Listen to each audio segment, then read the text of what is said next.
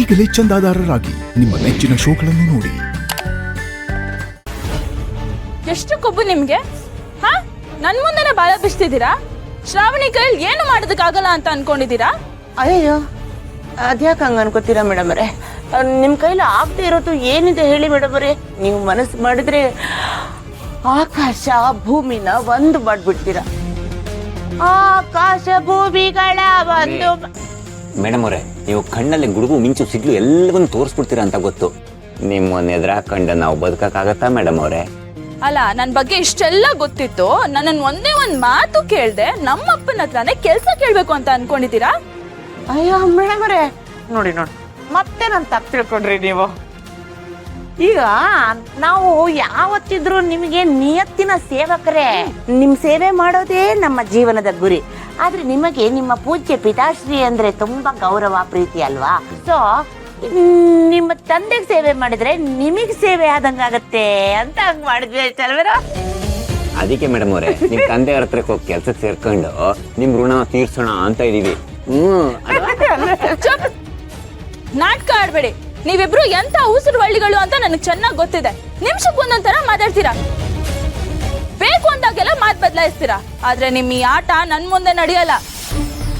ಈ ಶ್ರಾವಣಿ ಏನು ಅಂತ ನಿಮಗೆ ಈಗ ನಾನು ಗೊತ್ತು ಮಾಡಿಸ್ತೀನಿ. ಸುಮ್ನೆ ಬಿಡಲ್ಲ ನಿಮ್ಮನ್ನ. ಮೇಡಮ್ ಅವರೇ, ದಯವಿಟ್ಟು ನೀವು ಕೋಪವನ್ನ ಮಾಡ್ಕೋಬೇಡಿ. ನೀವು ಕೋಪ ಮಾಡ್ಕೊಂಡ್ರೆ ಬೆಂಕಿ ಜ್ವಾಲಾಮುಖಿ ಅನ್ನೋದನ್ನ ನಮಗ್ ಗೊತ್ತು. ನಾವು ಸುಟ್ಟೋಗ್ಬಿಡ್ತೀವಿ ಮೇಡಮ್ ಅವರೇ. ಹೌದು ಮೇಡಮ್ ಅವರೇ, ಈಗಾಗ್ಲೇ ನೀವು ನಿಮ್ಮ ವಿಶ್ವರೂಪ ದರ್ಶನ ಮಾಡಿಸಿದ್ದೀರಾ. ನಾವು ಅದನ್ನ ನೋಡಿ ಬಳಲಿ ಬೆಂಡಾಗಿ ಹೆದರ್ಕೊಂಡ್ ಬಿಟ್ಟಿದ್ದೀವಿ ಮೇಡಮ್ ಅವರೇ. ನೀವಿ ಮತ್ತೆ ಕೋಪ ಮಾಡ್ಕೊಂಡ್ರೆ ನಾವು ಭೂತಿ ಆಗ್ಬಿಡ್ತೀವಿ ಅಷ್ಟೇ. ಇದೊಂದು ಸಲ ಕ್ಷಮಿಸ್ಬಿಡಿಪ್ಪ ನಮ್ ತಪ್ಪನ್ನ. ಮೇಡಮ್ ಅವರೇ, ಪ್ಲೀಸ್ ನನ್ನನ್ನು ಕ್ಷಮಿಸ್ಬಿಡಿ, ಪ್ಲೀಸ್. ಕ್ಷಮೆನಾ? ಮತ್ತೆ ಮತ್ತೆ ತಪ್ಪು ಮಾಡೋದು ಕ್ಷಮಿಸ್ಬಿಡಿ ಅಂತ ಕ್ಷಮೆ ಕೇಳೋದು. ಮೊದಲನೇ ಸಲ ತಪ್ಪು ಮಾಡಿದ್ರೆ ಕ್ಷಮಿಸ್ಬೋದು, ಆದ್ರೆ ಪದೇ ತಪ್ಪು ಮಾಡಿದ್ರೆ ಶಿಕ್ಷೆ ಕೊಡ್ಬೇಕು. ಹೌದು, ನೀವೀಗ ಮಾಡಿರೋ ತಪ್ಪಿಗೆ ನಾನ್ ನಿಮಗ್ ಶಿಕ್ಷೆ ಕೊಡ್ತಾ ಇದ್ದೀನಿ. ನೀವು ವೀಕೆಂಡ್ ಅಲ್ಲಿ ಮಾಡ್ಬೇಕಾಗಿರೋ ಕೆಲ್ಸನೆಲ್ಲ ನಾಳೆಯಿಂದ ಪ್ರತಿದಿನ ಮಾಡ್ಬೇಕಾಗಿದೆ. ನನಗಾಗ್ಲಿ ಧನಲಕ್ಷ್ಮಿ ಅತ್ತೆಗಾಗ್ಲಿ ಯಾವ ತೊಂದ್ರೆನೂ ಕೊಡದೆ ಯಾವ ಕೆಲ್ಸನೂ ಮಾಡಿಸ್ದೆ ಎಲ್ಲ ಕೆಲ್ಸನೂ ನೀವೇ ಮಾಡ್ಬೇಕು. ಇಲ್ಲ ಅಂದ್ರೆ ಮೇಡಮ್ ಅವರೇ, ಇಲ್ಲ ಅನ್ನೋ ಮಾತೇ ಇಲ್ಲ. ನಾಳೆಯಿಂದ ಎಲ್ಲ ಕೆಲಸನೂ ನಾವು ಮಾಡಿಸ್ತೀವಿ ಅಲ್ವಾ ಮಮ್ಮಿ? ಹೌದೌದು, ನನ್ನ ಮಗನ್ ರಟ್ಟೆ ನೋಡಿ ಗಟ್ಟಿ ಆಗಿದೆ. ಮನೆ ಕೆಲಸ ಎಲ್ಲ ಇವನು ಒಬ್ಬನೇ ಮಾಡ್ಬಿಡ್ತಾನೆ. ಮಮ್ಮಿ, ಮೇಡಮ್ ಅವ್ರು ಹೇಳಿದ್ದು ಮನೆ ಕೆಲಸನ ಇಬ್ರು ಸೇರ್ ಮಾಡ್ಬೇಕು ಅಂತ. ಕೇಳು.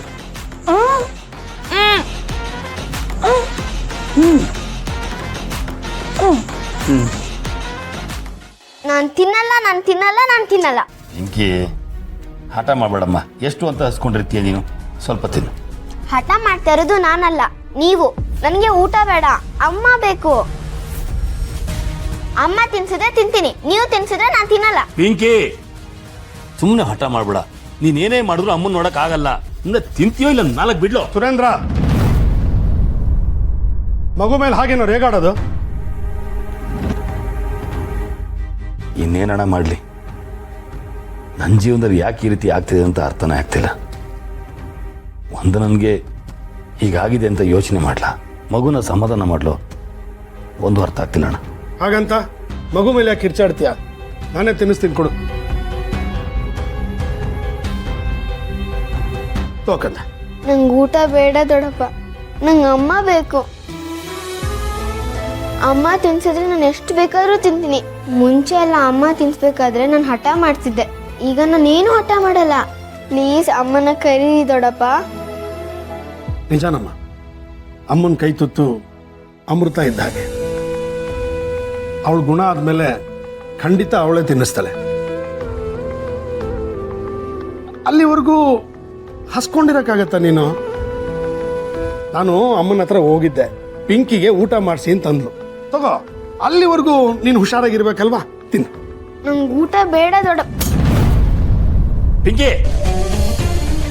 ಅಣ್ಣನ ಜೊತೆ ಈ ರೀತಿ ನಡ್ಕೋತೀಯಲ್ಲ, ಯಾಕೆ ನಮ್ಮ ಹೊಟ್ಟೆ ಉರಿಸ್ತಾ ಇದೀಯಾ? 2 ದಿನ ಅಮ್ಮನ್ನ ಬಿಟ್ಟಿರಕ್ಕಾಗಲ್ಲ ಅಂತ ಹೇಳ್ತಿದ್ಯಲ್ಲ. ಶ್ರಾವಣಿ 1 ದಿನಕ್ಕಾದ್ರೂ ಅಮ್ಮ ಬೇಕು ಅಂತ ಹಠ ಮಾಡಿದ್ದನ್ನ ನಾವು ನೋಡೇ ಇಲ್ಲ. ಅಮ್ಮ ಇಲ್ಲದೆ ಅವಳು ಸಂಕಟ ಪಟ್ಟಿರೋದನ್ನ ನಾವು ಯಾರು ಗಮನಿಸ್ತಾ ಇಲ್ಲ. ಅಂಥದ್ರಲ್ಲಿ 2 ದಿನ ಅಮ್ಮನ್ ಬಿಟ್ರಕ್ಕಾಗಲ್ಲ ನಿನ್ ಕೇಳಿ. ಬಿಡೋಣ, ಇವಳಿಗೆ ಹೇಗೆ ತಿನ್ನಿಸ್ಬೇಕು ಅಂತ ನಂಗೆ ಚೆನ್ನಾಗಿ ಗೊತ್ತು. ಬಾ ನೀನು.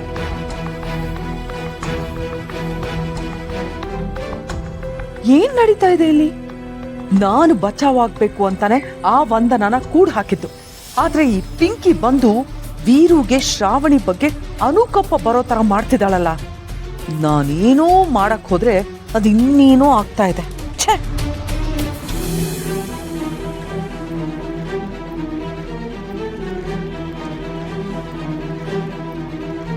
ವೀರು, ಯಾಕೊಬ್ನೇ ಕೂತಿದ್ಯಾ ಅಲ್ಲಿ?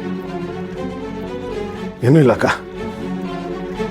ನೀನು ಶ್ರಾವಣಿ ಬಗ್ಗೆ ಯೋಚನೆ ಮಾಡ್ತಿದ್ಯಾ ಅಲ್ವಾ?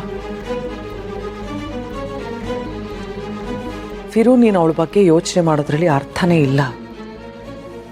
ಸುರೇಂದ್ರ ಮಾತಾಡಿದ್ದೆಲ್ಲ ನಾನು ಕೇಳಿಸ್ಕೊಂಡೆ. ಶ್ರಾವಣಿ ಯಾವತ್ತೂ ಅಮ್ಮ ಬೇಕು ಅಂತ ಹಠ ಮಾಡೇ ಇಲ್ಲ ಅಲ್ವಾ? ಪಿಂಕಿ ಸುರೇಂದ್ರನ ಹೆತ್ತು ಮಗಳು, ನೀನು ಸ್ವಂತ ದೊಡ್ಡಪ್ಪ.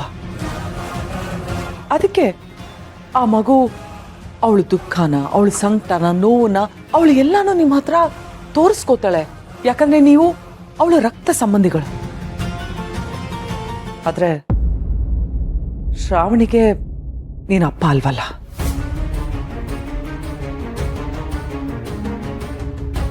ಅವಳೇನಾದ್ರೂ ನಿನ್ನ ಸ್ವಂತ ಮಗಳಾಗಿದ್ದಿದ್ರೆ ಅವಳು ನನಗೆ ಅಮ್ಮ ಬೇಕು ಅಂತ ಹಠ ಮಾಡಿರೋಳು. ಅವಳು ಅವಳ ದುಃಖನ, ಅವಳ ಸಂಕಟನ, ಅವಳ ಕೋಪನ ನಿಮ್ಮ ಹತ್ರ ತೋರಿಸ್ಕೊಂಡಿರೋಳು. ಸುಮ್ಮನೆ ನೀನು ಅವಳ ಬಗ್ಗೆ ಯೋಚನೆ ಮಾಡೋದ್ರಲ್ಲಿ ಅರ್ಥನೇ ಇಲ್ಲ. ಆ ನಂದಿನಿ ನಿನಗೆ ಮಾಡಿರೋ ಮೋಸ ನೆನೆಸ್ಕೊಂಡ್ರೆ ನನಗೀಗಲೂ ಮೈಯೆಲ್ಲ ಉರಿಯುತ್ತೆ, ಹೃದಯ ನಡುಗುತ್ತೆ. ಅಲ್ಲ, ಹೋಗಿ ಹೋಗಿ ನಿನಗೆ ಮೋಸ ಮಾಡಿದಾಳೆ. ಇಷ್ಟು ಪ್ರೀತಿ ಮಾಡೋ ಗಂಡನ್ನ ಬಿಟ್ಟು ಹೋಗಕ್ಕೆ ಅವಳಿಗೆ ಹೇಗಾದ್ರೂ ಮನ್ಸು ಬಂತು?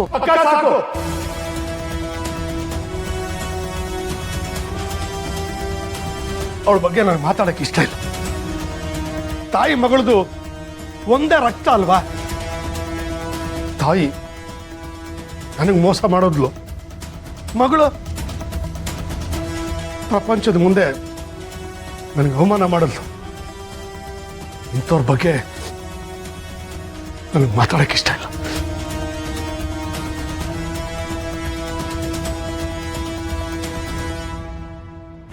ಇದೇ ನನಗೂ ಬೇಕಾಗಿದ್ದಿತ್ತು ವೀರು. ನಿನ್ನ ಮನಸ್ಸಲ್ಲಿ ಆ ನಂದಿನಿ ಮೇಲಿರೋ ಕೋಪ ಬೂದಿ ಮುಚ್ಚಿದ ಕೆಂಡದ ಹಾಗಿದೆ. ಆಗಾಗ ಆ ಬೂದಿನ ಕೆಡವಿ ಕಿಚ್ಚು ಹೆಚ್ಚಾಗೋ ತರ ಮಾಡಬೇಕು ಅಷ್ಟೆ.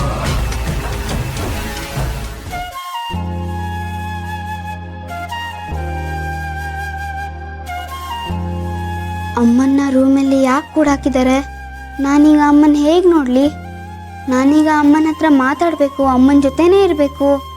ಆದರೆ ಅಮ್ಮನ ನೋಡೋಕ್ಕೆ ಇವರೆಲ್ಲ ಯಾಕೆ ಬಿಡ್ತಾ ಇಲ್ಲ?